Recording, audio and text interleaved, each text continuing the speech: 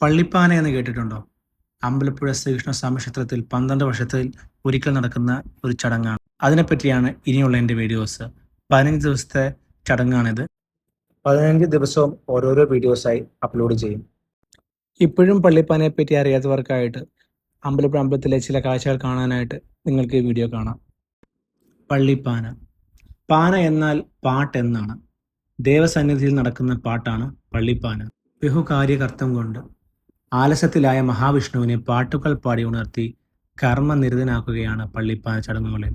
വേല സമുദായത്തിൽപ്പെട്ട കർമ്മികളാണ് ചടങ്ങുകൾക്ക് നേതൃത്വം നൽകുന്നത്. അവരോടൊപ്പം ഗണകൻ, പാണൻ, മണ്ണാൻ തുടങ്ങിയ ആളുകളും ചടങ്ങുകളിൽ പങ്കെടുക്കും.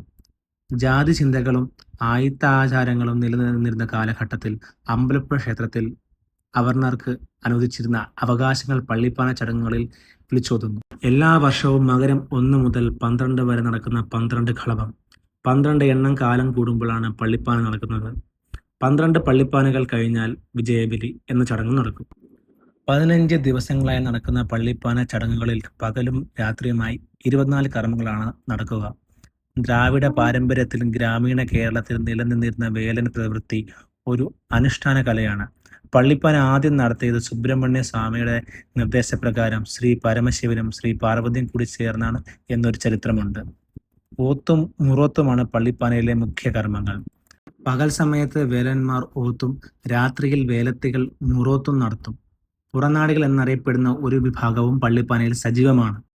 വിദൂഷക വേഷം കെട്ടി വേലന്മാർ ചെയ്യുന്ന കർമ്മങ്ങൾക്ക് ജനശ്രദ്ധ കിട്ടാത്ത തരത്തിലുള്ള കർമ്മങ്ങൾ ചെയ്യുന്ന അവരിൽ ഒരാളെ അവസാന ദിനം ബലി കൊടുക്കുന്ന വേദനാജനകമായ ചടങ്ങും പള്ളിപ്പാനയിലുണ്ട്.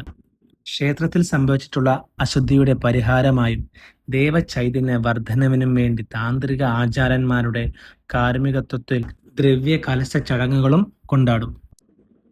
അപ്പോൾ 12 വർഷത്തിൽ ഒരിക്കൽ നടക്കുന്ന ചടങ്ങാണ് പള്ളിപ്പാന. 12 കളഭം കഴിയുമ്പോൾ ഒരു പള്ളിപ്പാന, 12 പള്ളിപ്പാന കഴിയുമ്പോൾ ഒരു വിജയബലി. 144 വർഷത്തിലൊരിക്കലാണ് ഒരു വിജയബലി നടക്കുന്നത്. അത് അവസാനമായി നടന്നത് 1954. പള്ളിപ്പാന ഒരു വട്ടമെങ്കിലും കാണാൻ പറ്റുക, അതിൽ പങ്കെടുക്കാൻ പറ്റുക, അതിൽ നിന്ന് അനുഗ്രഹം കിട്ടാൻ പറ്റുക, അതൊക്കെ ഒരു ഭാഗ്യം തന്നെയാണ്. അമ്പലത്തിൽ ഇത്രയും കാണുന്ന ആൾക്കാരെല്ലാവരും ഈ പള്ളിപ്പാന കൂടാൻ വന്നതാണ്. ഇത് ഏകദേശം അവസാന സമയമായപ്പോഴാണ് ഞാൻ ഈ വീഡിയോ ഷൂട്ട് ചെയ്യുന്നത്. അപ്പോഴേക്കും ആൾക്കാരൊക്കെ കുറേ പോയിരുന്നു. പക്ഷേ ഇനിയുള്ള അങ്ങോട്ടുള്ള 14 ദിവസം അത് അത്രയും തിരക്കായിരിക്കും. കാരണം എല്ലാവരും കാത്തിരുന്ന ആ ഒരു ദിവസമാണ് ഇന്ന് വന്നെത്തിയിരിക്കുന്നത്, പള്ളിപ്പാന അമ്പലപ്പുഴ അമ്പലത്തിലെ.